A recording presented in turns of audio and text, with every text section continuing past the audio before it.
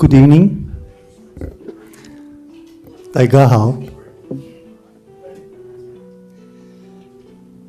Distinguished speakers and dear guests, welcome to tonight's dialogue forum.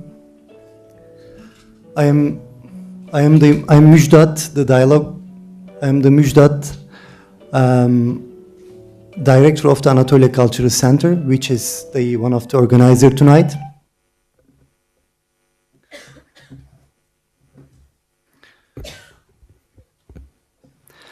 I'm very pleased to be with you tonight and have the chance to introduce the forum and our respected guest speakers. Thank you for coming. I would like to say a few words about the necessity of dialogue and how the idea of this forum developed and started. Today, we live in a globalized world. The distance between societies and cultures has become shorter.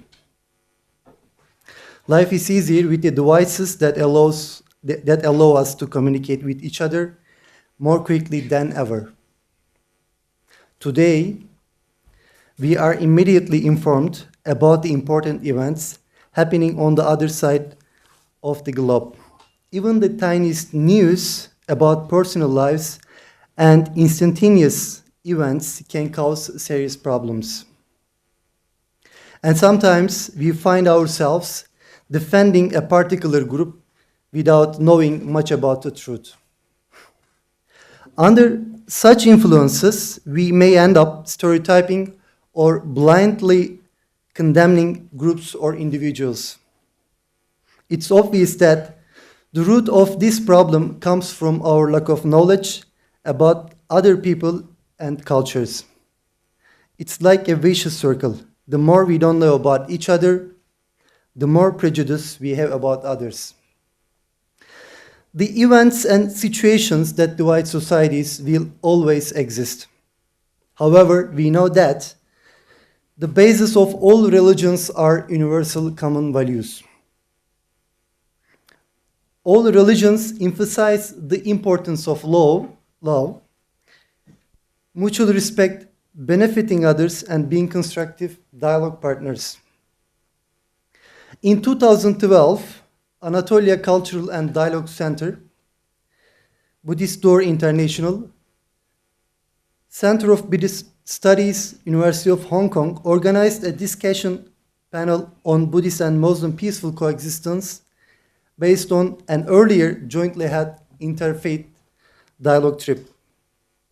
We have been thinking about how to contribute more to fulfill our duty of being constructive for the globalized world. We came up with the idea of a new discussion panel in the name of mutual understanding among Buddhism, Christianity, and Islam.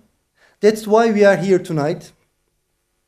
This is an attempt to build a stepping stone towards mutual dialogue, and it is a forerunner of future events that will hopefully build more bridges that connect different religions in a peaceful way. In this regard, we will have three distinguished speakers who will share their valuable knowledge and views tonight. First of all, we will have Nyingma Master, Mr. Ken Rinpoche, who will draw on the wisdom of the medieval Indian scholar monk Shantidewa. He will be joined by the Dr. Frankl, who will share his perspective on the famous Islamic philosopher Mevlana Celaleddin Rumi. Finally, Dr. Ho, he will discuss the ideas of Saint Francis of Assisi within the historical and global context of Christian activism in what is sure to be an evening of fascinating discussion. Let me remind you here that the speakers' individual presentations will be followed by a moderated dialogue and an open floor discussion. Now, let me introduce our first speaker in detail. Mr. Khen Rinpoche is a meditation master in the Nyingma lineage of the Tibetan Buddhist tradition. He received his education and training for 10 years from the age of 14 at Larung Gar in Sarta, Eastern Tibet, with his teacher, the great Jim Punstok Rinpoche, who is widely acknowledged as one of the greatest Dzogchen master of 20th century. In 1990, Rinpoche completed the studies, practice, and meditation training required for the Khenpo degree, the highest degree of Buddhist study and practice. He was later invited to America and in 2011 established the Pristine Mind Foundation, previously known as Atyamrita, leading weekly events and weekend retreats. Now please join me to give Mr. Khen Rinpoche a warm welcome.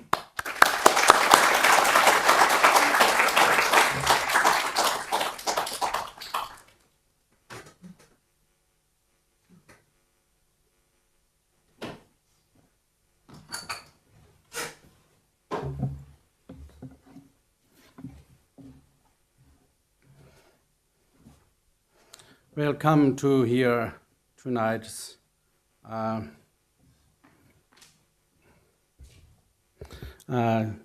about this dialogue about love, embracing for everyone's happiness, many different kind of religions, and also many different kind people, and can go one path to happiness.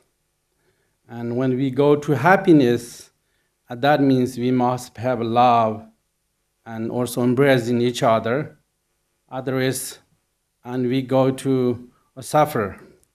Therefore, tonight I'm happy to address here the Indian master, the scholar, practitioner, and Shandong Deva's a poem, a literature, or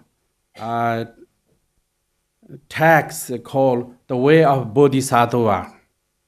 This is a very famous book, almost read about 1,300 years ago. And this scholar come from the famous University of Nalanda, very famous Mahayana study Indian that time. And he wrote this book since, and after generations, hundreds of thousands, millions of people really appreciate this text, also transformed our millions' lives through his love, enlightened wisdom. And then most this text is called, Way of Bodhisattva. What the Way of Bodhisattva means? The way of positive way to live, the way of love. Bodhisattva as principles, the most fundamental principles, there's 4 called boundless attitudes. One is the love first, the second is compassion, third is joy, the fourth is impartiality. And I wanted, the most essential of this book is about that. And then how to develop these 4 positive attitudes. And then order to people, human beings bring happiness, a good connect to others, they must have positive emotions. We don't have positive emotions, and then we don't have good connection. And negative emotions destroy the connection or destroy the world. And that really are right now, anger, jealousy, hatred, all these things called negative emotions. The negative emotions' job is to destroy the connection and destroy the planet. Therefore, there's so much war and hatred going on because people are controlled by negative emotions. But the way of bodhisattvas is bring positive emotions people's life. How do we bring positive emotions? Our life is cultivate a bodhisattva path, and that means first is called love. I want to go this, and what's love is here? Love is this contact, happiness, and conditions happiness for others. You want happiness, conditions happiness for others. That is called love.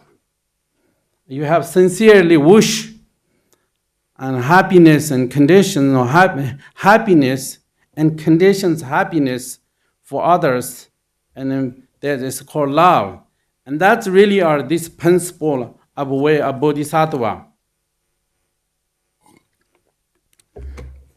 And I think that's really a positive emotion. Most positive emotion is, love is not just only word, just love. Everybody says they have love.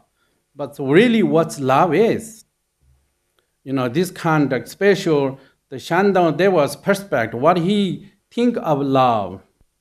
He think love is sincere wish to happiness and conditions of happiness for your loved ones, your humanity, or people.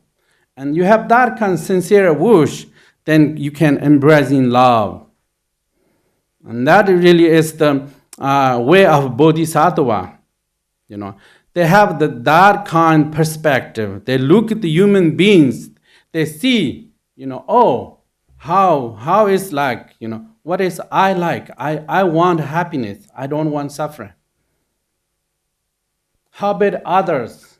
Others is similar position. You want happiness, you don't want suffering, then how about others? Others the same situation. They don't want suffering, they want happiness.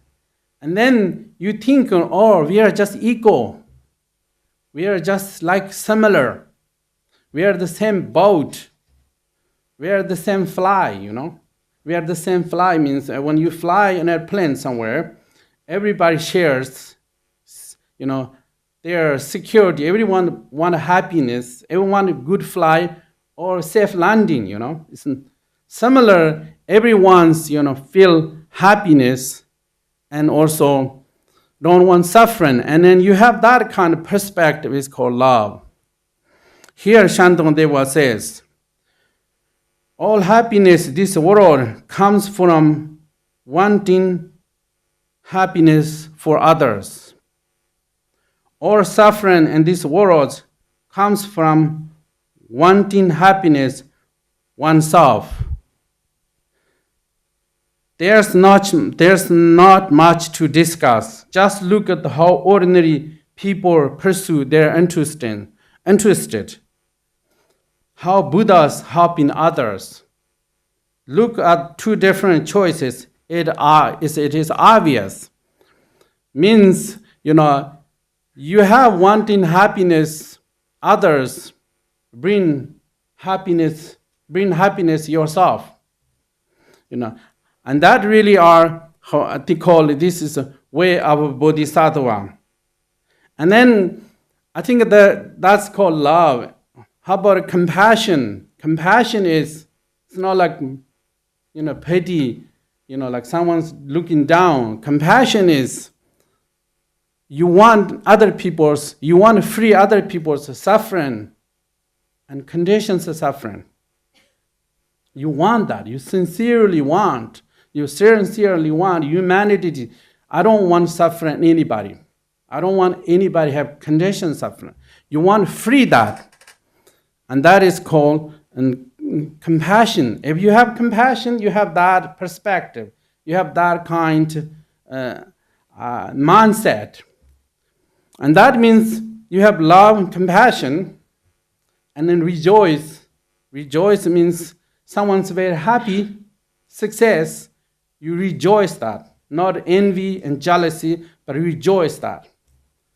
And that is another form of the love or compassion, rejoice. impartiality. This is very important. Impartiality means your compassion, love goes race, religion, and species. Go beyond. Means race means, oh, I want to have compassion one race. Maybe like, oh, white. That means I don't have compassion other people. That means your compassion is not impartial. You think you want compassion for me, a Buddhist, not Islamic or not Christian. That means you have that compassion, that your compassion is partial, it's not impartial. That means your compassion, love is go beyond race, religion, and species. Species means you say, oh, I want to have compassion, love humanity, but I don't kill animals. And that means your compassion, love is impartial. Impartiality means your compassion, love goes beyond race and religion and species. That is called true love.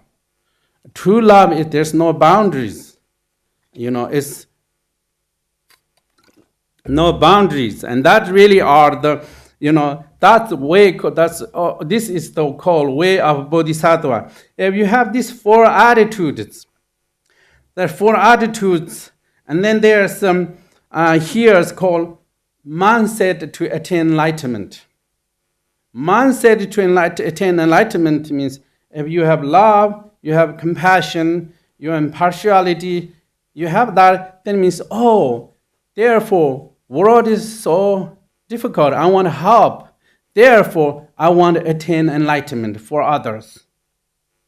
That is the, most, these texts, meaning of the way of Bodhisattvas. This mindset, attain enlightenment, is higher than love, higher than compassion. That's the result of that. And then I want to read this poem. And Shandong Bodhisattva says, if you want to overcome 100 different kind of sufferings, if you want to dispel sufferings, all beings, and you want to enjoy 100 different kind of happiness, you will never abandon mindset, attain enlightenment. Means you want to,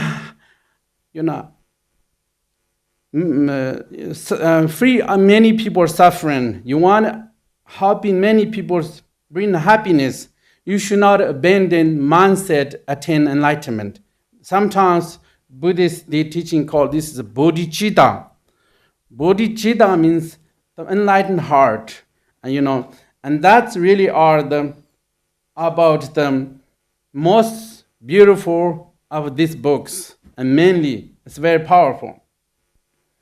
And then this mindset enlightenment is, benefits.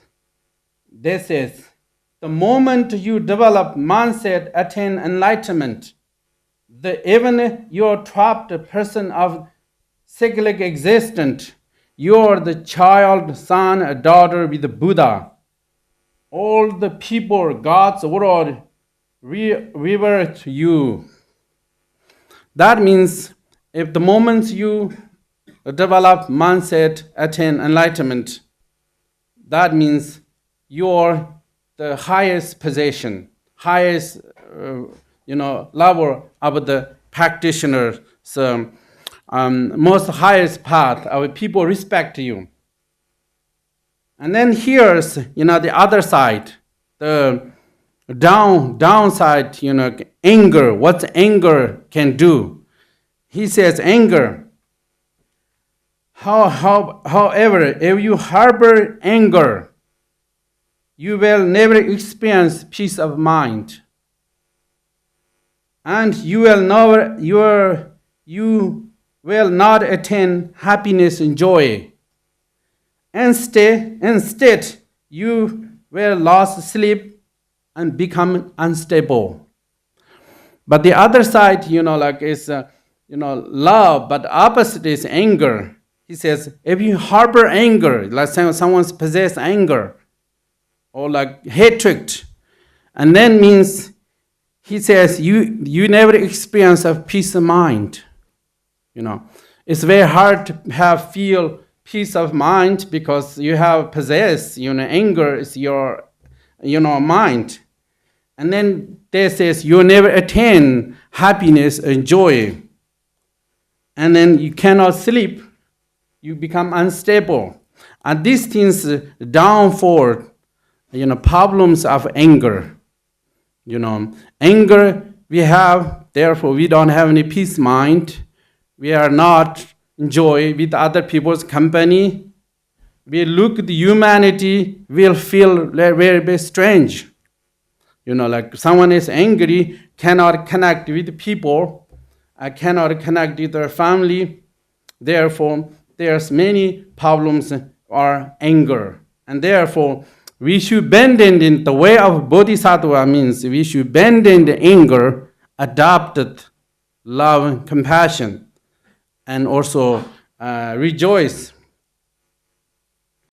Then he says another, right now we have the good fortune to be born human, and we naturally recognize what is right, what is wrong. If you living by Bodhisattva's actions, attitudes, then how can we not attain enlightenment? Here says, he's talking about be human is very special. He says, we are fortunate we have human life. Human life is precious because it's hard to attain. And also, every human life you have is meaningful. You can do anything. You can do many religious practices, or you can connect, you are Christian and you are God, you can connect with God, and Muslim, you connect their religious principles, and you are Buddhist, you can attain enlightenment of this lifetime, or you have the fortune. Therefore, be human is very important. Just not be human, he says. It's very important. Right now, we have to recognize what's wrong, what's right. I think human beings, it's not that human beings are not enough. We need what's wrong means any kind harmful to yourself and others are negative. The Bodhisattva Shandong Deva says, any kind harmful to yourself and others are negative. Any kind helpful, any kind have generosity, and any also is the positive. Therefore, be human is we know what's right or wrong. Then he says, if you are not give up or you live in Bodhisattva's actions, attitudes. But what's Bodhisattva's actions, attitudes? Bodhisattva's attitude is love, compassion, joy, impartiality, attain enlightenment. These Bodhisattva's attitudes. What about actions? Actions are depend on your attitudes. Therefore, you have the positive action, you have positive attitudes, then your actions are positive. Your physical, verb, both positive. And then your action, your attitudes are negative, harmful. And then your physical reaction, your speech become negative. Therefore, and you live in Bodhisattva's principles. He says, why you not attain enlightenment? You attain enlightenment.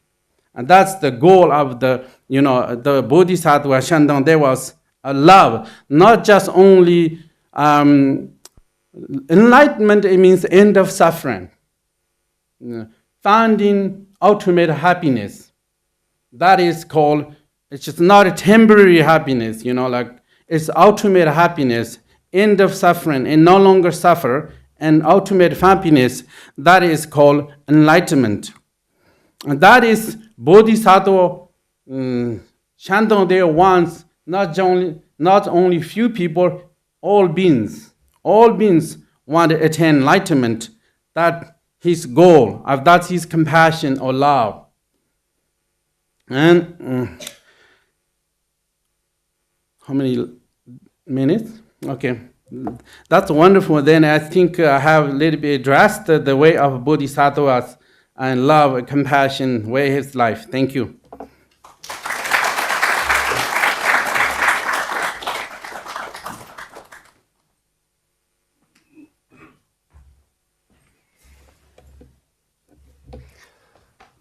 Mr. Ken Rinpoche, thank you for your fascinating talk.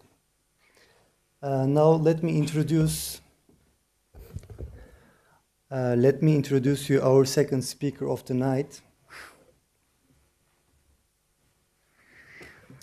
Dr. James Frankel, a native New Yorker and practicing Muslim, is an associated professor at the Chinese University of Hong Kong.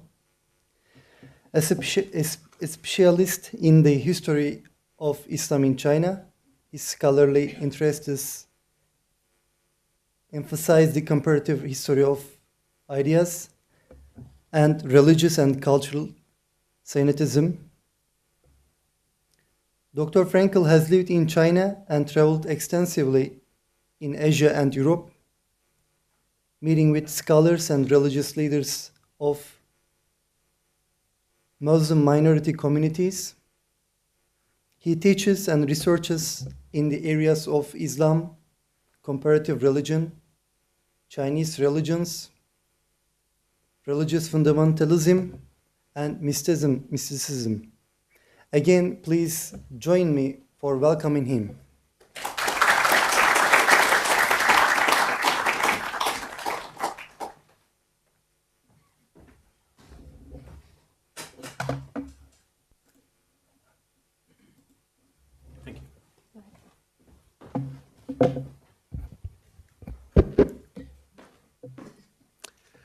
Thank you for having me. I want to thank the organizers of this seminar and all of the audience. Assalamu alaikum, which is Arabic, meaning peace be upon you. It is a universal greeting, one that was spoken, of course, is spoken by Muslims in Arabic, but all of the prophets and messengers, according to the Islamic teachings, also use this greeting. In Hebrew, Shalom Aleichem, and those of you who go to Mass, you probably know peace be unto you when you turn to your brothers and sisters. It's with that greeting that I would like to begin tonight because I want to talk a little bit about peace. Oops.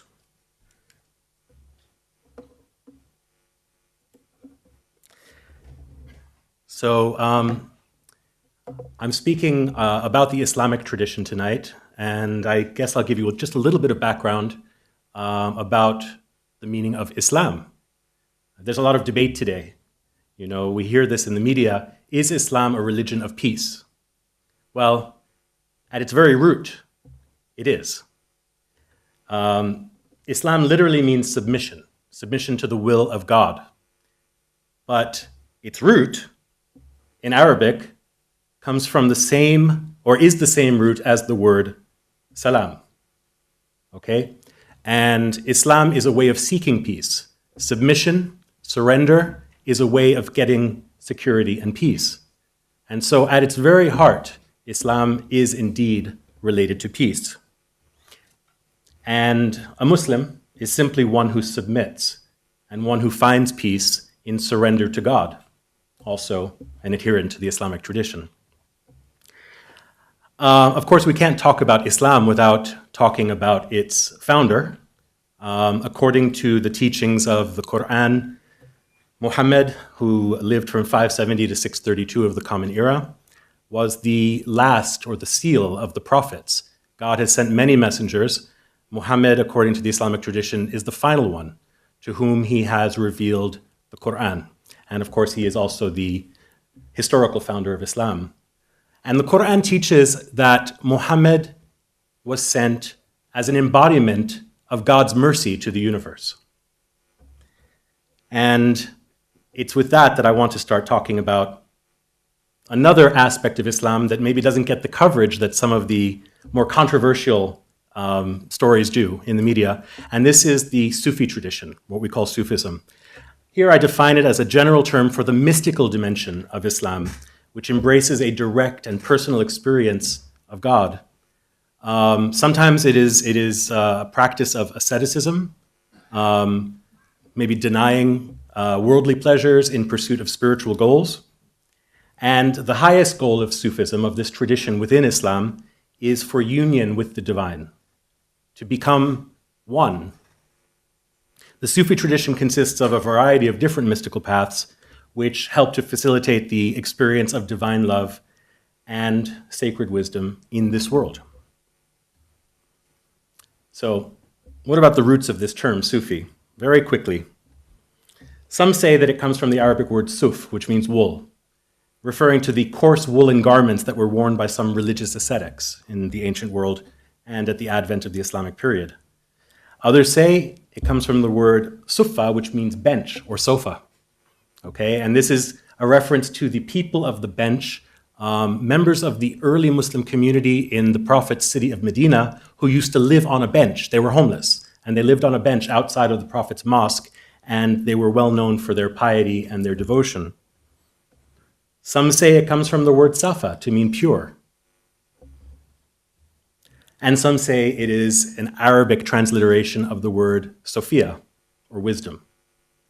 We don't know actually where the origins of the term come from exactly, but all of these capture some aspect, some element of this dimension of Islam. One of the earliest Sufis, who lived only about 150 years after the Prophet Muhammad, was a woman, a famous Sufi saint by the name of Rabia al-Adawiyya, who was born in present-day Iraq, sold into slavery as a girl, but released by her owner when he detected that she had some kind of special spiritual gifts. And she became the first prominent female Sufi saint and a poet of love. I just want to share with you one verse of hers where she says, "O God, if I worship thee for fear of hell, burn me in hell. If I worship thee in hope of paradise, exclude me from paradise. But if I worship thee for thy own sake, grudge me not thy everlasting beauty." So here we see an emphasis on love for love's sake. No expectation of reward, no fear of punishment. This tradition evolved, and one of the great luminaries of it after Rabia was Mansur al-Hallaj, sometimes known as the Martyr of Love. He was born in Persia. His grandfather was not even a Muslim, so he was a relatively recent convert to the Islamic tradition. After making pilgrimage, he remained in Mecca for a year, and then he traveled as far east as India, spreading his wisdom, gaining wisdom, meeting with all different kinds of people along the way, before finally settling in the Abbasid Caliphate, the capital of the Abbasid Caliphate, Baghdad. And there, he was publicly executed in the year 922. But why? Some say it's for this saying. When he declared, "Ana al-Haq," in a moment of ecstasy, he said, "I am the truth." People misunderstood and thought that he was claiming divinity for himself. But we'll see whether that was really the case when we look at the tradition that has grown up from these foundations. Here's a verse from Al-Hallaj.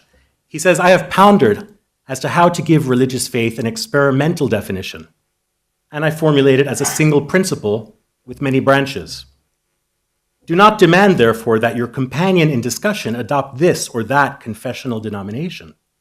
That would prevent him from arriving at honest union.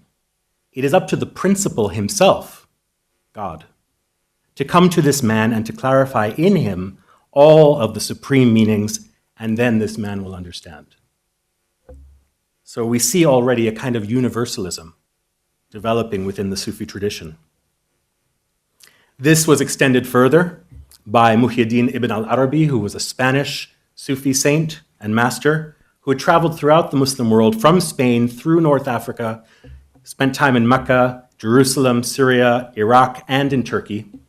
He died in Damascus in 1240 and is known as the greatest master of the Sufi tradition. And perhaps he's best known for a theory, the theory of Wahdat al-Wujud, the oneness of all being. That is, everything is one. In grammatical terms, the subject, the object, the verb are all one. And so we pursue union through love, but the lover, the beloved, and love itself are all one. He wrote, "Once I used to reject those whose faith was not mine. My heart has since grown capable of taking on all forms. It is a pasture for gazelles, an abbey for monks, a temple for idols, and the Kaaba for pilgrims. It is the tablets of the Torah, the leaves of the Quran. My religion is love. Whatever path its caravans take, love is my religion and my faith." And this leads us to the center of our discussion tonight. Jalaluddin Rumi, who lived in the 13th century, born in what is today Afghanistan, of course, one of the most war-ravaged regions in the world. He was the son of a great religious teacher, and his family also had to flee in the wake of war and invasion. When the Mongol invasion came into Central Asia, his family migrated westward and finally arrived in Anatolia, present-day Turkey, which was also known as Rum, or Rome, because it was the Eastern Roman Empire. And he settled there in Konya, the ancient city of Iconium, the capital of the Turkish Seljuk dynasty. Rumi is known to his devotees as Maulana, our master. And he was a great religious teacher in his own right, inheriting that position from his father, until one day, when a stranger came to town in Konya, Shamsuddin of Tabriz, who came from Iran and arrived in 1244 and completely turned Rumi's world upside down. He and Rumi became close friends. He became Rumi's master. The two remained in seclusion together for 40 days, and the people of Konya wondered, what happened to our master? What happened to our teacher? That he should go and seek the company of this strange, wandering mystic. And so they drove Shams away. And after Shams's disappearance, Rumi grieved and dedicated an entire collection of poetry, the Divani Shamsi Tabriz, to his beloved master. So I want to look at some of the verses from that poetry. I'll let the poetry speak for itself. You name his name, so seek the reality named by it. Look for the moon in heaven, not in the water. If you desire to rise above mere names and letters, make yourself free from self at one stroke. Like a sword, be without trace of soft iron. Like a steel mirror, scour off all rust with contrition. Make yourself pure from all attributes of self, that you may see your own pure, bright essence. And he wrote, all through time, that same beauty has risen in a different shape, has beckoned the soul, and disappeared. Every moment, that loved one puts on a new garment, now of old, now of new, entering the heart of the world like a potter's clay. The spirit plunges in like a diver, then rises up from the mud, molded and baked. He appeared as Noah and safely entered the ark when a deluge swept over the world. Then he became Abraham and walked into the midst of fire, which turned into roses for his sake. For a while he roamed the earth unknown, helping those in need. Then he became Jesus and ascended to the dome of heaven in the glory of Allah. In all, it was he who appeared and went in every generation. Then he appeared in the form of the prophet and gained the empire of Islam.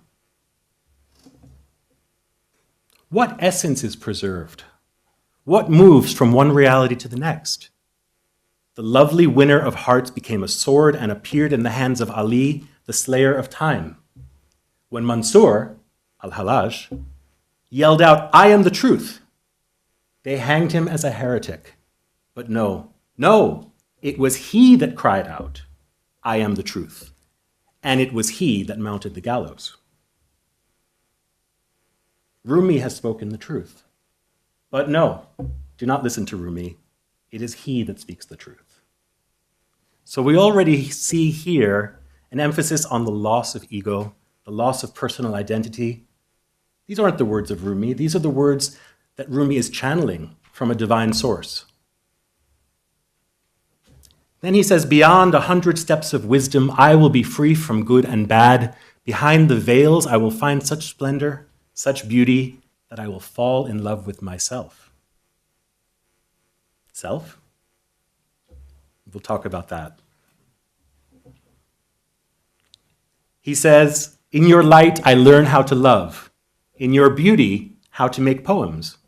You dance inside my chest, where no one sees you, but sometimes I do. And that sight becomes this art. So we see Rumi's inspiration. Peaceful is the one who is not concerned with having more or less.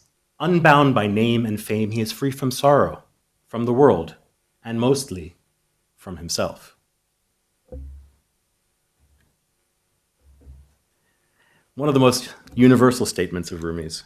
He says, I am neither Christian, nor Jew, nor Gabur, nor Muslim.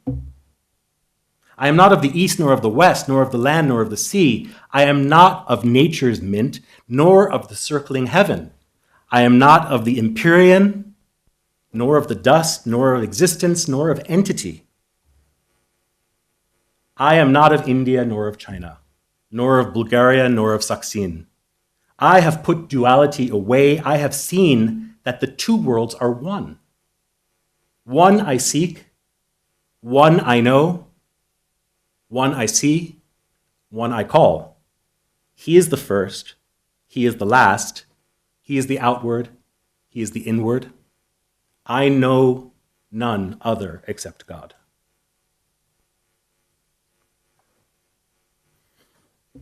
So we already see a disintegration of the self, an embrace of the other, and then a disintegration of the other.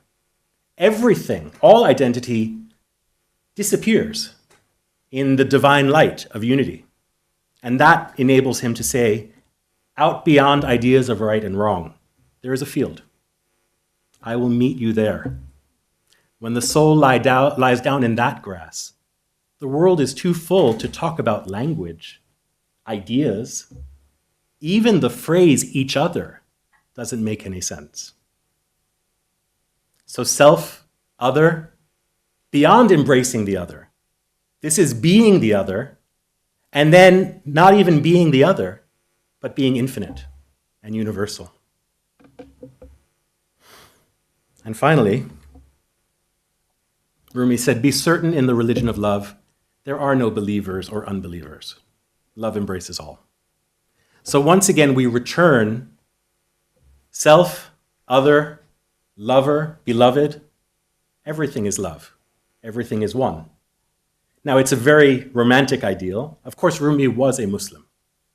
And Rumi was a teacher. And Rumi was many things. But we all embrace and embody many, many different identities. And at the end of the day, if we embrace all of these identities, which is our true identity? Think about that. This is what Rumi was challenging people to understand. That actually, all identities, all selves are really one. And underlying all of them is one reality. So, getting back to Islam, of course, the creed of Islam, the declaration of faith, there is no God except Allah. Well, if Allah is reality, if Allah is the truth, al-haq, just as Mansur al-Hallaj said, I am the truth. Well, if Allah is the truth and there is no God except Allah, then there is no reality except the truth. And if that's the case, then we can, by harming others, we only harm ourselves. By loving others, we love ourselves. So beyond embracing the other is understanding the essential oneness of self, other, everything, and nothing. And with that, I will conclude. Thank you.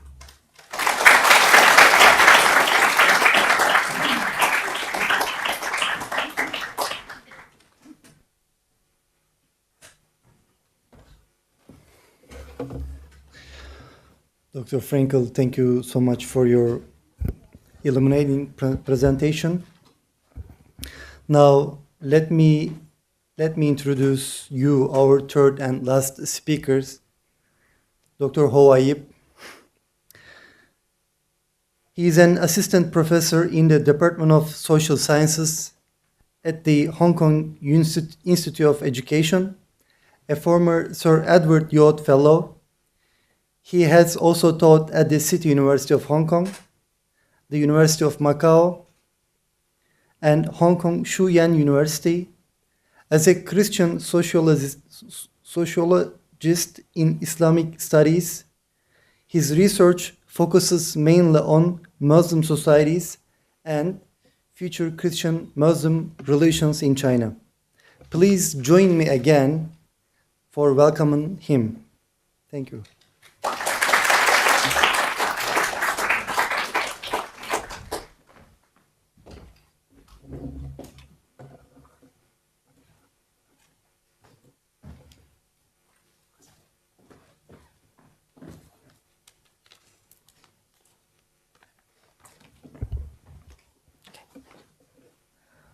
Hallelujah. Thanks God. I'm so happy and pleased to be invited in this occasion. And before the speech, I have to thank my family, especially my daughter. Before I coming here, she is very kind. She write me and draw me a heart with love. And when I see the poster of this evening, we see verses of love. And without the family, my wife, my daughter, we can not love other. So I have to thank for my family. And I would like to also thank for the organization Buddhist Door. Actually, this is the story why I'm here.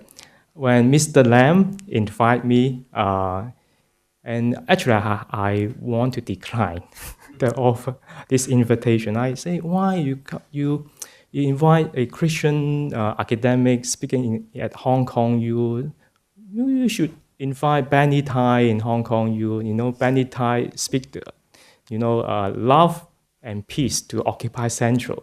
This is an ideal person. You should invite him. But when he and Mr. Yao Bei are so kind to persuade me to accept this invitation, I immediately think about our common concern. Today, I'm so pleased to see my friends Maggie, Tammy, and Mr. Lam. They are working very hard for the refugees. When I come of this thought about refugees,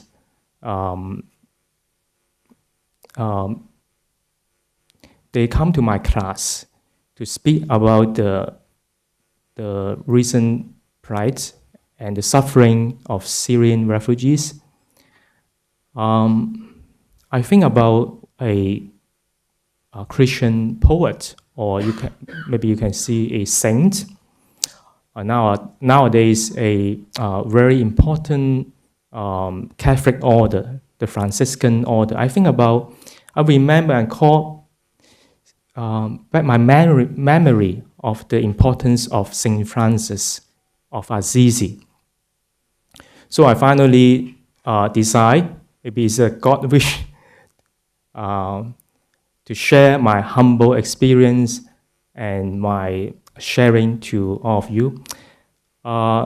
Just remind you, I'm a very ordinary Hong Kong person. But as a practicing Christian, today I would like to share with you my understanding of St. Francis Assisi's teaching, especially how he inspired the present Pope Francis even though he today just declared to the world, maybe he will only work as a position of Pope for maybe 5 more years. But anyway, I think the powerful impact of St. Francis of Assisi as a Christian poet, as a Christian monk, his life is for the poor, for the peace, and also for the creation. And these 3 dimensions, for the poor people, for the peace, and for the creation, is particularly important for us to think about the message to embrace others, to embrace people who are poor, to embrace refugees. Especially most of the countries nowadays view refugees as waste. We don't want them. Of course, in our coming presentation, I will try to think about the present world crisis, especially about how we fight against the radicalism.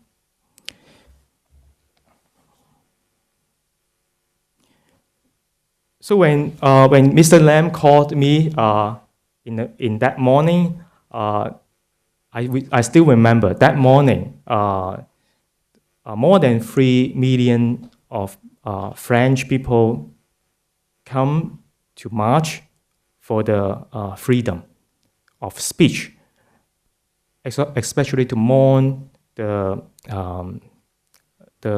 journalists who were killed in a tragic murder. Of course, when we think about this issue, unfortunately the poster, maybe the cover of the Charlie Hebdo may offend many Muslims or even in this theater. And I think this is as an academic, as we sit here to discuss, this is a very timely issue for us to see how to embrace differences. When you think about this is something, is a freedom of speech, but for others, this is an offense. This is a kind of how to say, I can't tolerate such kind of publication. So we need to think about how to embrace differences on the one hand, but on the other hand, how to respect others.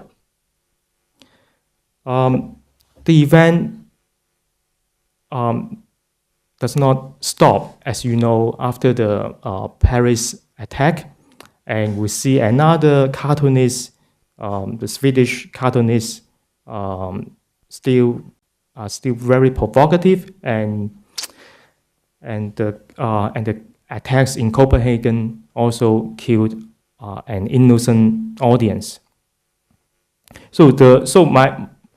One of the most debatable question for us is it a freedom of expression, or this is an open aggression against Islam or another a religion? So when I think about this issue, I immediately think about the Pope, how he respond to this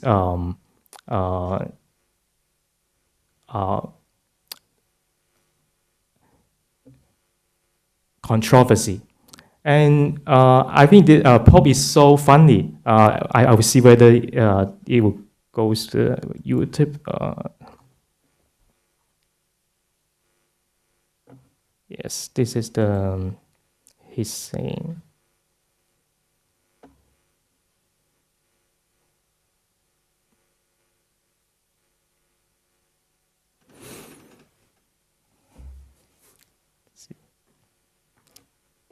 Yes, this goes.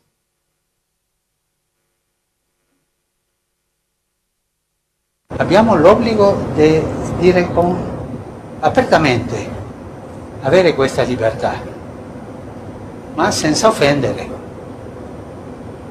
perché è vero che non si può reagire violentamente, ma se il dottor Gasparri, grande amico, mi dice una parolaccia contro la mia mamma, ma gli aspetta un pugno.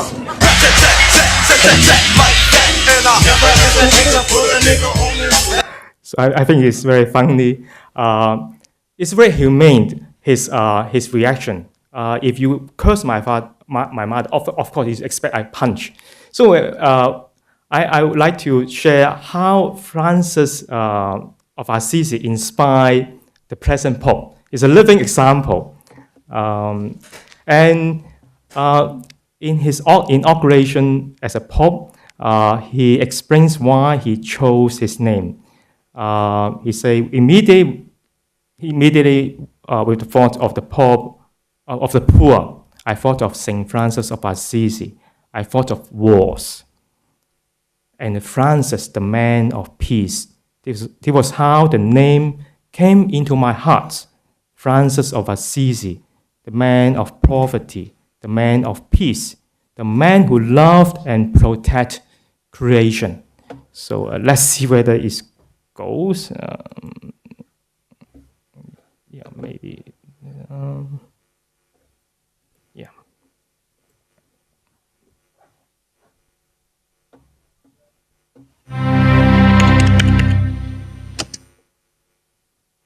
Alcuni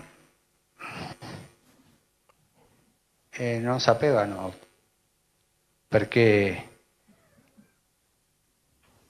il vescovo di Roma ha voluto chiamarsi Francesco.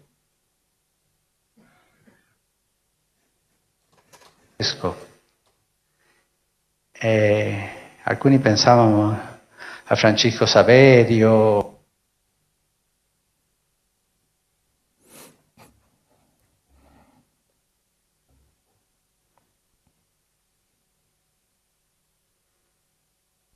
O a Francisco de Sales, anche a Francisco de Assisi. Io vi racconterò la storia.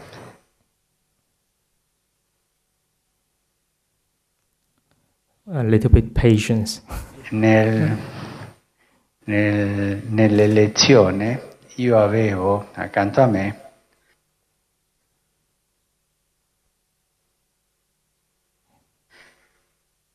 il arcivescovo emerito di San Paolo e anche prefetto emerito della congregazione per il clero, il cardinale Claudio Umes, un grande amico.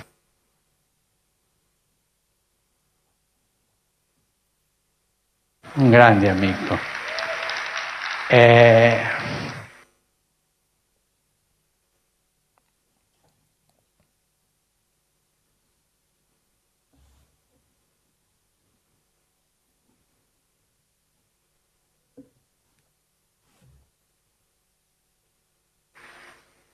Quando la cosa diveniva un po' pericolosa, lui mi confortava.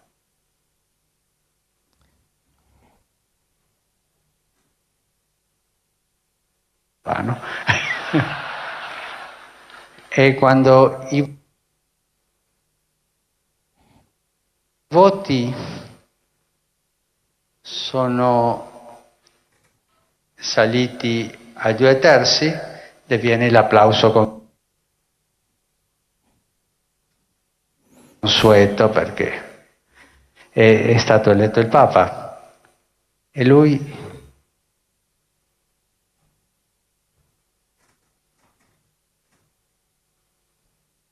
mi abbracciò, mi baciò e mi ha detto non ti dimentichi dei poveri. E quella parola è entrata qui, i poveri, i poveri.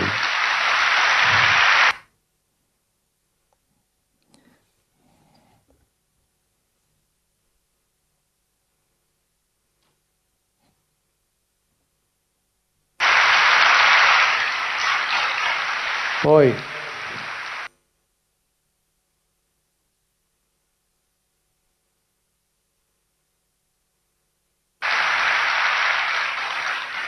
subito in relazione ai poveri ho pensato a Francesco di Assisi. Poi ho pensato alle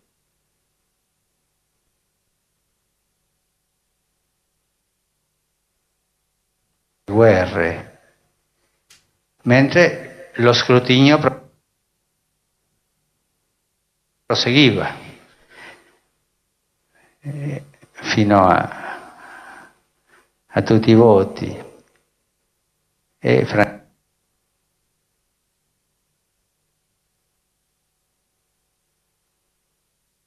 Francesco è l'uomo della pace e così è venuto il nome.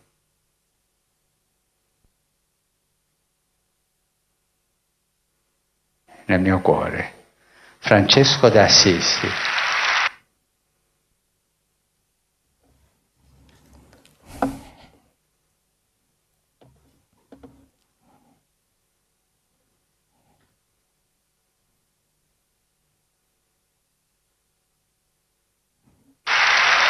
E per me l'uomo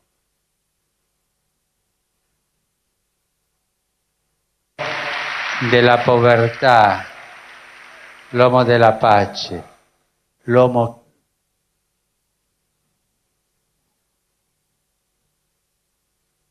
che ama e custodisce il creato.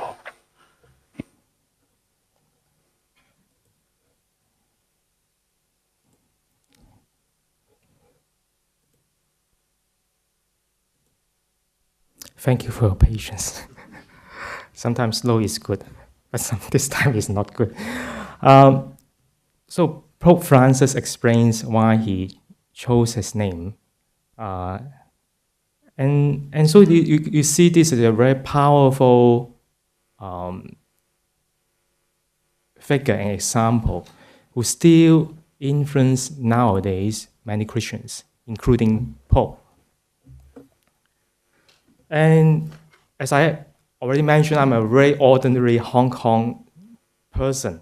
So you can see the spirit of Saint Francis of Assisi is deeply influenced or rooted in the Hong Kong society. You can see the school of Saint Francis of Assisi's primary school, and a college, a secondary school.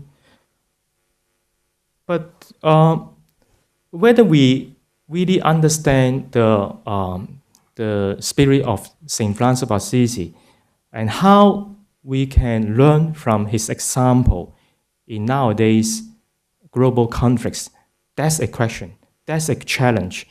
And through the example of Pope Francis, we can see he's trying to living his example in nowadays real context and challenges. And last year, in 2014, he made his first visit to Turkey. And one of the scenes really struck me is that he comes with the imam of Sultan Ahmed Mosque, the Blue Mosque of Istanbul, to pray. Why I want to say this is a very powerful example, except this is very real, especially we, no matter you're Buddhists, Christians, and Muslims, we see the threat of the radicals like the Islamic State, not only threatening Baghdad, but also in the whole region. And many policymakers, security analysis, trying to think about how to contain such kind of radicalism. Wall Street Journal proposed 4 approaches. The first is to fight, to wage war against Islamic State. Second is to cut all financial sources. So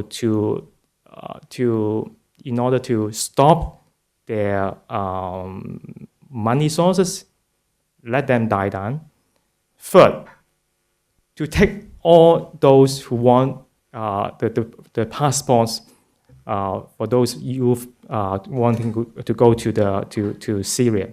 And finally, the fourth approach is to impose, to try to indoctrinate the young Muslims. So you can see such kind of approaches to fight, to cut, to take, to impose. This is a kind of the contemporary think tank. They think about how to promote peace. But when I think about Pope, this is another very alternative approach. He come to a very different approach. He choose to pray, choose to pray for the world. For some Catholics or Christians, when he come to pray, especially facing the Maghreb, it's quite a challenging issue. You see, some Catholics criticize Pope. Why you pray with an imam facing Mecca? But Pope's trying to explain himself why he choose to pray. He doesn't really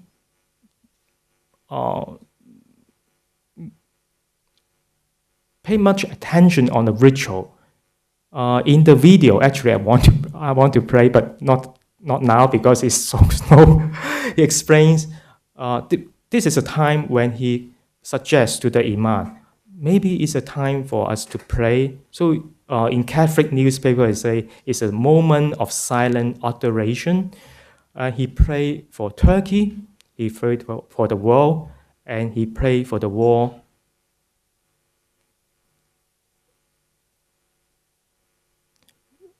I think this is very important. We need to pray for the world. And we need to pray for our young people. In the very beginning, I say why I suggest Mr. Lam, your organization should invite Benny Tai. We know in Hong Kong what happened, the umbrella movement. No matter you are the yellow ribbon or blue ribbon, youth, we need to understand the youth. Many people don't understand the youth. We don't understand why the girls go there. But Pope follows a Francis Assisi example to pray, to understand, to go to the really frontier, to understand what happened in Turkey and especially the border, Syria. So, and you can see one of the scenes also struck me is when Pope Francis asked the blessing from the Orthodox father to seek his blessing. If you know the history of Christianity, and especially in Turkey, in Istanbul or before Constantinople, you understand the Eastern Rome was split, and the example of Pope and also the head of the Eastern Orthodox Church, they declare an open statement. Why? They want the peace of the refugees in Syria. The disunity of the church itself harm many people, so they repent. They pray and seek forgiveness. So whenever my friends like Mr. Lam, Maggie, and Tammy come to my class, we have an experimental game. We want our students to understand, to embrace others. Those people are suffering. If you see Syria, 5 years of war, Nowadays, the Amnesty International already say this is a shameful human experience. We don't really care. And the people in Syria say, why the world forsake us? Among the refugees, many of them are children.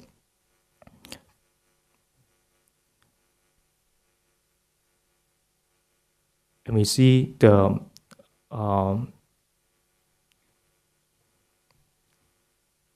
bloodshed, and also unfortunately the interreligious slaughter or misunderstanding. So this is something we have to learn about Saint Francis of Assisi, the lesson of seeking forgiveness. One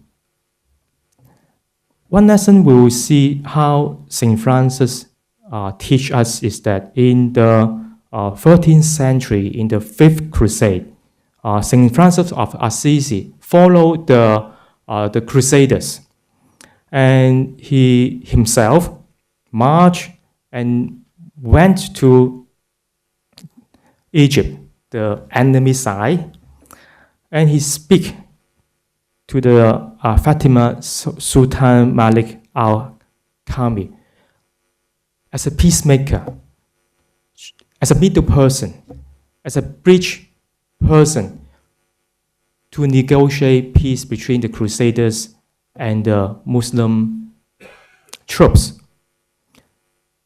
One scene you will see, Saint Francis of Assisi was under the trial of fire, and the Sultan stopped that. He sees this is a person of peace. When the soldiers send some kind of wild animals to eat him, the animals stop. And because this is a person of creation, he loves nature. So what I want to share with you a short sharing. You can see the Saint Francis still plays a vital role to inspire us how to bridge the cultural divide, especially nowadays. We don't know others. We couldn't understand our youth. We couldn't understand Islamic State. We couldn't understand even our family, our relatives. To conclude, I want to share a prayer, a song or poetry of prayer of Saint Francis of Assisi. This is a song in many churches, in many fellowships. When we are in youth, we sing. This is a prayer of Saint Francis. Lord, make me an instrument of thy peace. Where there is hatred, let me sow love. Where there is injury, pardon. Where there is doubt, faith. Where there is despair, hope. Where there is darkness, night. And where there is sadness, joy. O Divine Master, grant that I may not so much seek to be consoled as to console, to be understood as to understand, to be loved as to love. For it is in giving that we receive. It is in pardoning that we are pardoned. And it is in dying that we are born to eternal life. Amen. We have the Chinese song, and in the presence of many maybe English-speaking audience, would like to share with you this song in Chinese. 一首歌就係送俾你哋，使我作你和平之子。聖法蘭西斯圖文，識唱基督徒，我哋一齊唱俾我哋身邊嘅朋友仔聽啦，好嘛？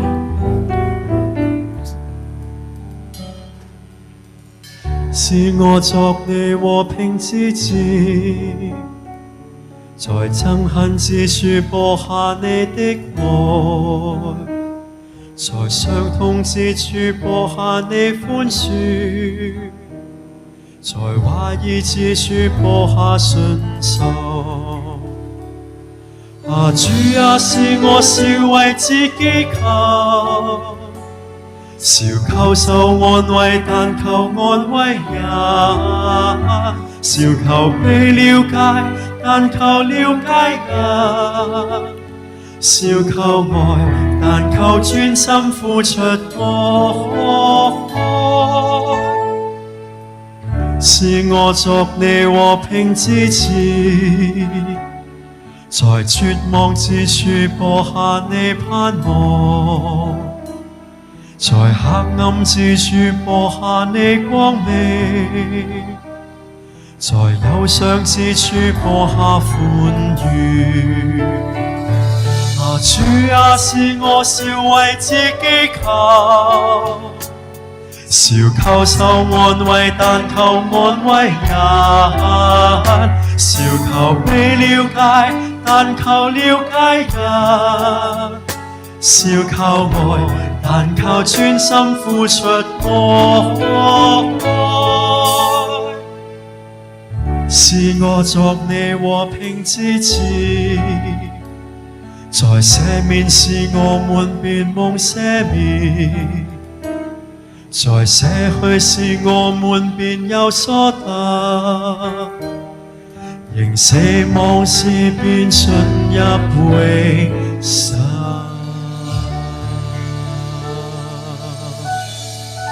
一切嘅榮耀頌讚歸俾天上嘅父神。So let me conclude my sharing. In our topic, embrace the other. My presentation want to bring the example of Saint Francis of Assisi, especially his example of embracing the poor.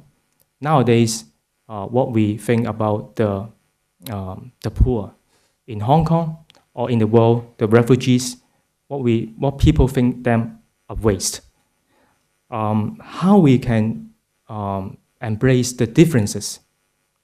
When we think about this is our right to say something, we think this is our right. We think about the others' experience and others' religious orientation, their feeling. And to embrace the created order, the nature. Nowadays, Hong Kong is part of China. We discuss a lot of the environmental degradation problems in China, the air quality, all things for many Hong Kong people are fake. No matter food, water, we live in fear. How we embrace the nature in order to develop, or in some very academic sense, how to be sustainable. So my suggestion is to learn the example of Saint Francis and apply his teachings in our suffering world. Thank you so much for your attention. Thank you.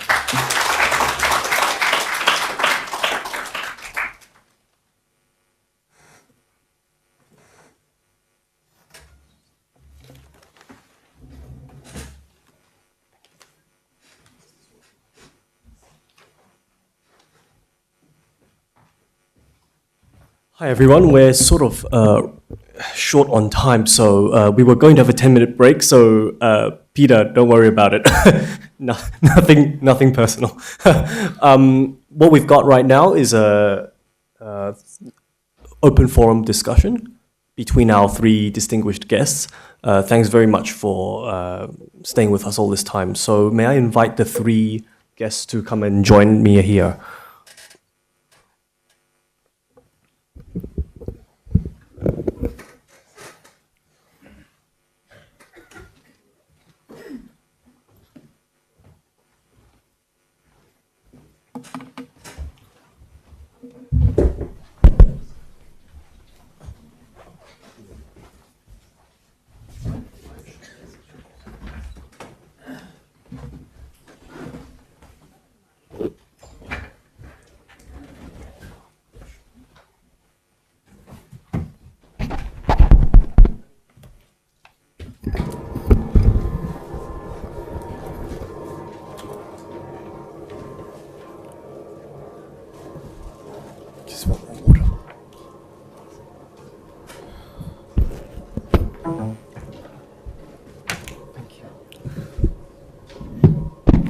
So just a reminder that I'll very shortly open the floor to questions from anyone interested in the audience, to ask our distinguished speakers any questions that they might have about their presentations. So for now, I'd like to ask you, James, in your speech, you gave the example of this sort of loss of ego and the dissolution of personal identity. And was it Al-Hallaj who said that discussion, the companion in discussions, should not have to define their denomination or their, I suppose, sort of like background or origins or faith? So this kind of universalism is very appealing, but is there a difference in dialogue once all boundaries are dissolved? Are there any more differences to discuss if one's own self and that of the others have already gone? Thank you for the question, Raymond. Well, I suppose, logically, if the self dissolves and the other dissolves, then there's no more dialogue. There would be no one to participate in it. But this is more of a, of course, for Sufi philosophers, they take this very seriously. The idea that that the ego and this sort of selfish conception that we have is harmful, and it leads to the negative emotions that we've seen expressed in various traditions. So they take that very seriously, but at the same time, functionally, we do live in a world where there are differences, there are distinctions, and the Sufis recognize those differences, at least in a sort of relative reality. And they also, therefore, encouraged dialogue, working with people of different classes, different races, different cultural and religious backgrounds. So on the one hand, sort of on the level of this metaphysical absolute reality, yes, we acknowledge that everything is one, and that becomes sort of the foundation for the attitude with which one engages the other. But then, on the ground, in this world, we do engage the other. That's the lesson that we're supposed to bring to it. So, on the one hand, you think about the metaphysical reality, but then in the physical world, you deal with those with the realities on the ground. Ken Rinpoche, I just like to build on that answer. We Buddhists believe in a relative and conventional and ultimate reality. But I mean, if there is no self, who are we talking to in dialogue? There's no self ultimate sense, and relative level we appear self, but only that's a mere delusional experience. Actually, a self can appear, multiple ways. People think they're good, that's self. People think they're bad, that's self. Sense of self actually appears multiple ways in individuals, but that is not ultimate truth. That's just called relative truth. It's true, it's individual, but it's not true an ultimate sense. Therefore, relatively you can identify good and bad, but that is the source of suffering. If you identify yourself as good or too good, and then it becomes arrogant, and you undermine other people, you put down other people, and that's really problem. Is you think self is existent, and they says Shandong Dewa says there's self is existent, there's fear, and if you realize self is non-exist, there's no fear, and then what we think in relative level, we think self is good and bad, but we realize that ultimate truth, there's no self, then we gain the freedom. That's, I think, the way of Bodhisattva, Buddhist perspective. A question for all three. Much of the theme of tonight has been dominated by the idea of cultivating positive emotions. I think everyone agrees that, approaching the other in a spirit of tolerance and compassion, mercy, and all the rest of it is extremely important to begin any kind of discussion. But as Dr. Ho pointed out, many of these geopolitical realities have complicated matters where dialogue is not contextless. It enters through, for example, Israel and Palestine. There are plenty of other examples of places where people desperately want dialogue, but there are already pre-existing historical enmities, grievances, and hatreds.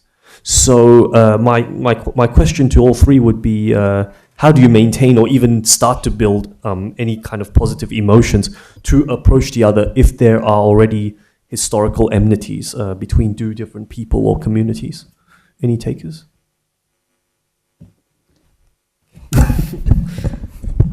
Thanks for giving me a chance. Well, I still stick to the St. Francis of Assisi's example. What I think his life example is that he really stepped forward to know other and to learn from others. So I think going through dialogue, you need to take risk to step forward to a uncharted, unforeseen territory, just like St. Francis of Assisi, to learn from others. As the prayer of St. Francis is to understand, but not to be understood. Through understanding other, you can clearly see yourself. So through engaging other, you clearly see what's yourself. It's kind of the mirroring experience mirror. You see other, you see the other face of other. It seems to many Christian philosophers, you see the face of others, you see the face of God. You treat not only this person, but treat what God wants you to treat others. Just another one for you again, Dr. Ho. You gave the example of Pope Francis and was it the Patriarch of Constantinople or was it you were giving the example where they were praying together for the sake of Syrian refugees, and I couldn't help thinking that this great example of unity was nevertheless accomplished only when there was great tragedy or great error, being committed or occurring. So, I mean, in a sense, my question is, how do you think we can fix the roof while the sun is shining, so to speak? How can we be united in love or approach others in dialogue before such tragedies happen? Yeah. The encounter between the Patriarch of Orthodox Church and also the Pope built upon an agreement. They want to set aside the doctrinal dispute, especially on the role of Holy Spirit, whether he is come from Father or Father and Son. And because of that kind of doctrinal disagreement, it split the church for 1,000 years. In their John Declaration, they they seek for the forgiveness from God. Such kind of arrogance, such kind of stubbornness within the church. So what we can learn from the example is unless we put down our prejudice or our convictions, we cannot really benefit the others. This is for James and Ken Rinpoche. We hear a lot about Buddhist-Christian dialogue and also Christian and Islamic dialogue. Those are traditionally two fairly popular fields of interfaith studies. It's actually quite a rare opportunity to have a Buddhist-Islamic sort of interfaith discussion at any level, frankly. As many of us know, the doctrinal origins and histories of Buddhism and Islam are pretty radically different, at least historically. To what extent would you say those differences matter? If in a conversation between a Muslim and a Buddhist? I think very important, because right now everybody's living the, goalposts, everybody's connecting, in your neighborhood is maybe Islam, maybe you're Buddhist, and also one city, so many multiple people living. I think the dialogue is very important. Then I think understanding each other through their not religious way, but their humanity way. They all want to be happy, and also, and same as you want to be happy, and other people happy too. I think that way, understanding each other, I think humanity way, treat humanity or to the same way. I think then people need open-minded, and then I think that's good. And then we don't need there's two different kind of egos. One is ordinary ego, and then there's religious ego. The religious ego is, like always my way is highway. My religion is only true. Then there's religious ego, cannot connect other religions. And that really the sometimes problem, either you're Buddhist or Christian or Muslim, there's, this is I don't want to connect other people because my religion says something like that, identify strongly, and then hard to connect other people. Therefore, there's open-minded, and there's everybody's humanity. I had that kind of perspective and talk very, genuinely. I think there's dialogue. I think it's very important to embracing each other, because this century is not living everybody separate, everybody living in one community. Therefore, dialogue is very important. Yeah. Well, I couldn't agree more that the first step is to acknowledge our common humanity. And this ties into what Dr. Ho was saying as well, that if we put ourselves in the place of the other, then empathy, compassion will naturally occur. It's a human instinct that we sometimes we sometimes forget, or we sometimes actually avoid actively because it's so uncomfortable. So it requires a little bit of discomfort. It requires, as Wayip said, it requires a risk.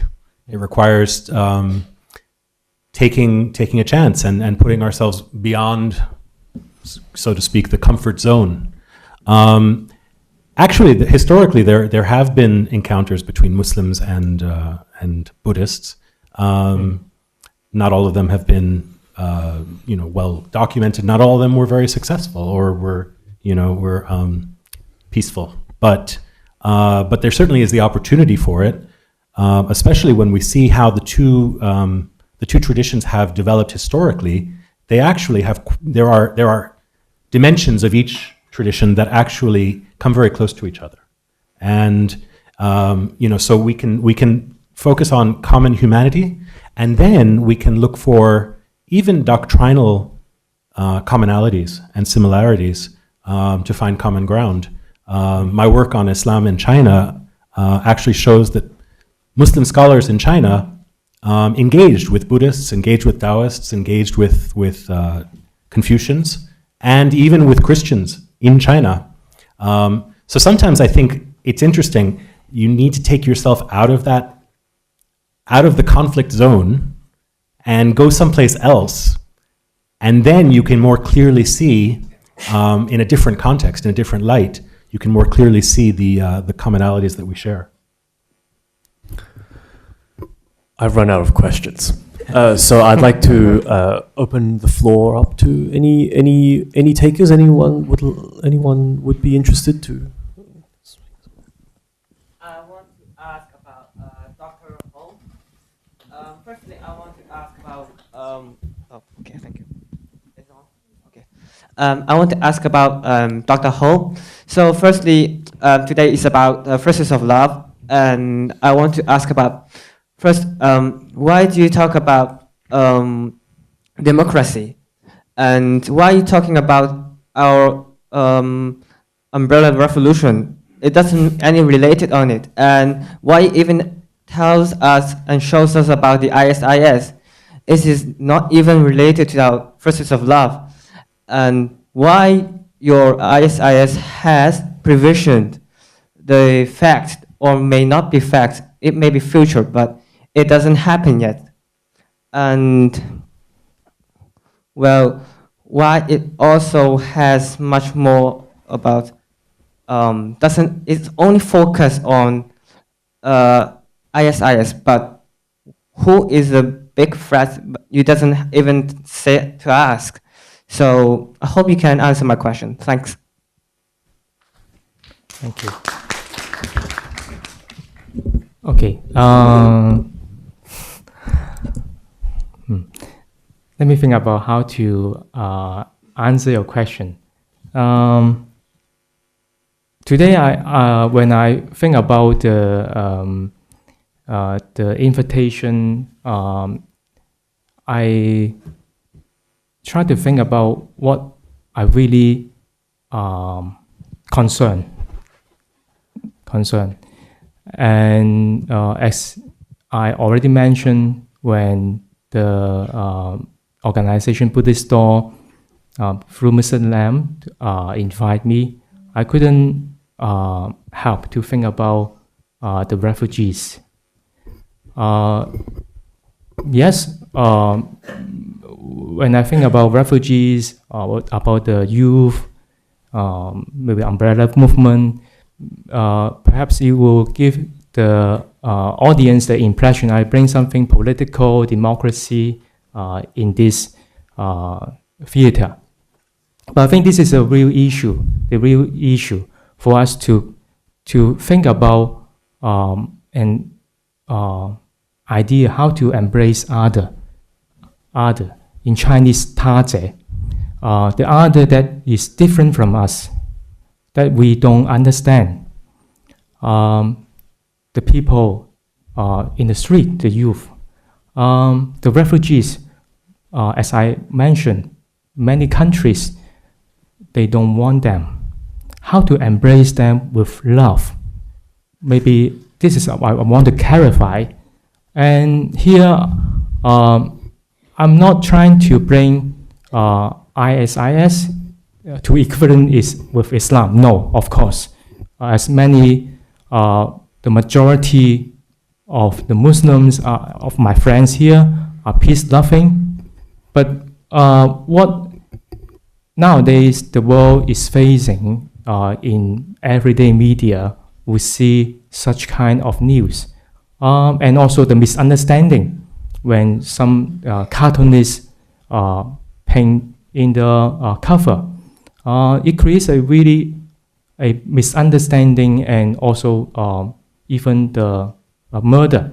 So how to understand other with love? How to respect others with love? This is my concern. So here I'm not, in the presentation, I'm not trying to to give audience who are the enemy. No, I'm not trying to present you who is an enemy. No, I'm not trying to present who is the enemy. We need to attack them. But through the example of St. Francis of Assisi, we need to embrace the poor people, the world, this nature. Unfortunately, we destroy, damage, and also with other religions, that maybe you are Catholic, you are Muslims, how to embrace others with a heart of love and understand them. So I hope I can clarify a little bit more from your question. Thank you. Can I ask more? We've got only 5 minutes, so we should probably move on. Any other takers? My Gentleman name at is the back. Dr. Haq, and Oh, we've already got May one I? over there. All right. May I? Let's do that. Yeah. okay. My question is to all three distinguished scholars who give the presentation. That, as Dr. Ho also mentioned in his presentation about the Charlie Hebdo. And my question is that the topic today is embracing the other.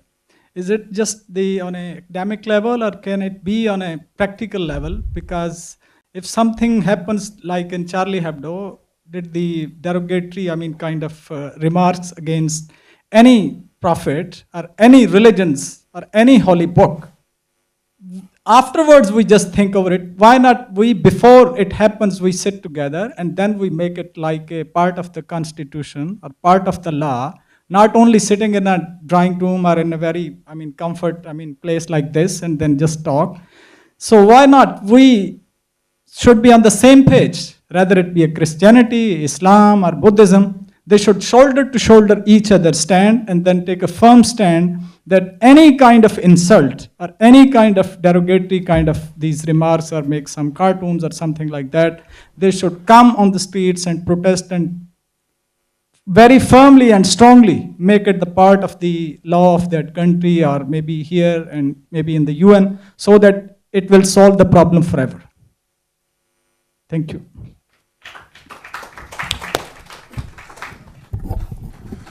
Any takers? May I? I don't know that it will solve the problem. I agree that a lot of this discussion is it's very easy. We're in a very comfortable place to be able to speak about these problems, but they really do affect people in a very real way, and there has to be some kind of practical solution. I'm not sure that that's the one, because this idea of insult, once again, it hits the very core of the problem, because insult means that I see someone as another, and even the person who is insulted sees themselves as separate from the offending party. What we need to do is actually, and I'm not saying this is easy or maybe even practical, but what we need to do is have the offending party and the offended party understand how each other feel. Even the offending party has some reason for what they did. And I'm not sure that when someone is feeling such strong hurt and offense, they can't understand that maybe there was something behind, or there was some reason why the person did what they did.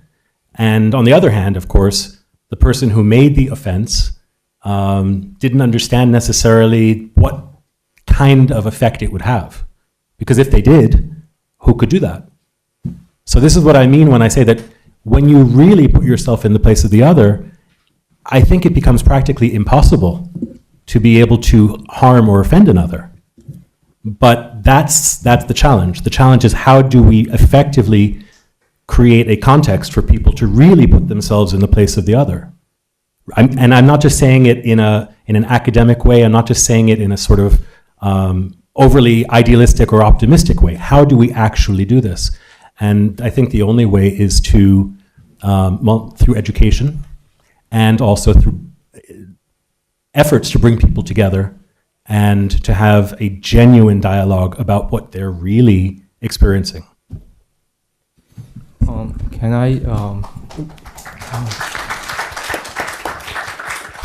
follow with James. As an educator, we of course teach and give lecture in the classroom, but we also try to encourage our students to practically apply what they learn in the real context. One of the examples I'm working on is that I'm not sure what you think, but this is really I'm working for in our class. When we talk about how to respect others, I work with the Union of the Domestic Workers. We invite them to speak to us, and we challenge the students to think about the case of Ariana in a very practical level. We challenge those Christians, Buddhists, employers in my church, Christian church, to think about if there is differences in diet. You eat pork, but your Indonesian Muslim domestic worker doesn't eat. How to reconcile? So this is a really practical challenge for our new generation. Once they become an employer, what will they do? And we'll also see to talk to the domestic worker, how they understand our Chinese employer. So what I want to raise this example is that yes, here is a very comfortable classroom lecture hall, but after finishing this forum, we leave this room, we go back to our daily life. But the real acid test is our daily challenge, how we can love our neighbor in your home, your domestic helper, for example. So I hope I raised this example to illustrate how an educator link what we lecture in theoretical sense and also in our practical real challenge. Thank you.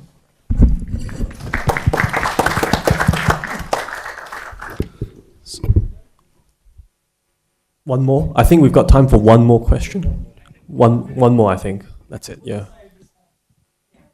Yeah, the gentleman over there, you've been waiting, yeah. Yeah.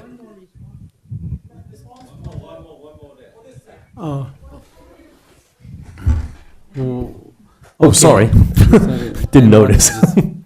I think my understanding is we have different kind cultures in Europe and like for example Middle East, like China, India, and America. There are different cultures, and there's someone's positive and someone's negative, and someone's negative and someone's positive. Many years ago, we don't have clothes. Now everyone see each other, perceive that way, and think that's the reason I think there's so much conflict, a culture clash. For example, someone's think this is open values, and someone's someone's very hurting. Therefore, I think the culture dialogue, what's understanding each other, learning each other's cultures, then also understanding other people. If you don't understand other people, and then there's no tolerance, and there's no therefore understanding other people, understanding other cultures. I think wisdom and is the maybe answer. I think that's only for example, one country is the positive and the other country is negative, and then how do we can understand in each other's culture? I think that's really I wanted to express that it's understanding culture and people's different kind of religions also. That's maybe think that's a very good way to solve the problem.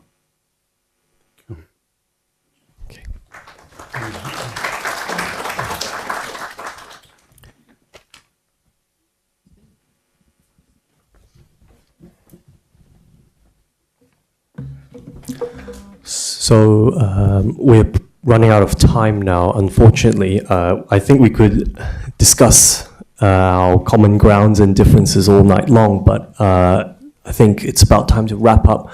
I'd like to thank our three distinguished guests for coming all the way to join us this evening, and I'd also like to thank all of you for making the time to come over.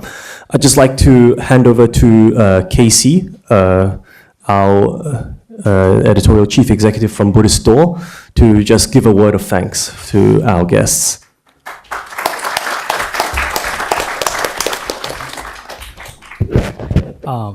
Thank you once again, the three speakers, Ken Rinpoche, Dr. Frankel, and Dr. Ho, for coming here, being here tonight with us all together.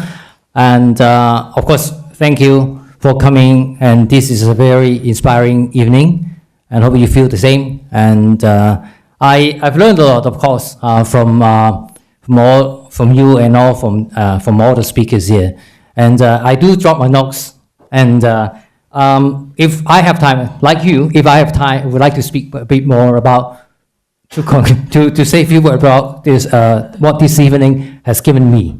Of course, it runs out of time, and we have to break a balance. So that's why, I mean, there's really some of the things that I am really thinking now in my mind. So now the time's up, and I have to say thanks to you, but do let me say I do learn a lot this evening about reconciliation, about peacemaking, about, you know, there are words that are really now deep in my mind that I learned, like, for example, how to submit myself, how to be humble, what the things about oneness. I also dropped my notes here about really impressive.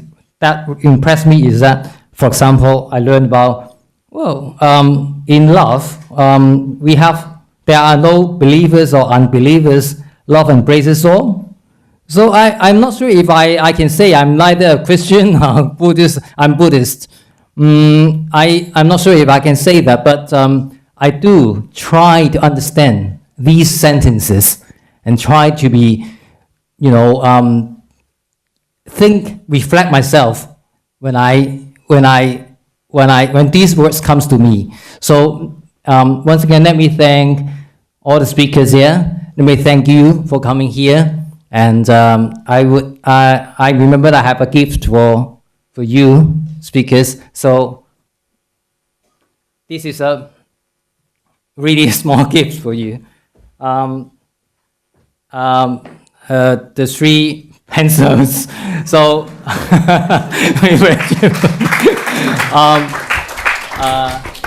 let me hold.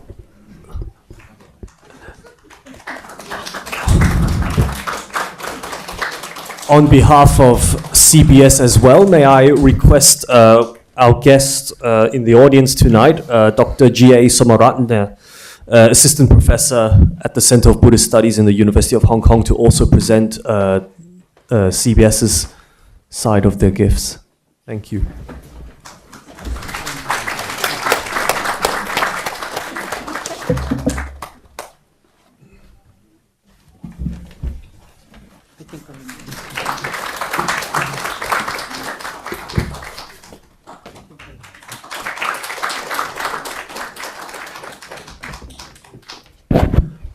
I hope you found tonight of interest and fun. Have a good night.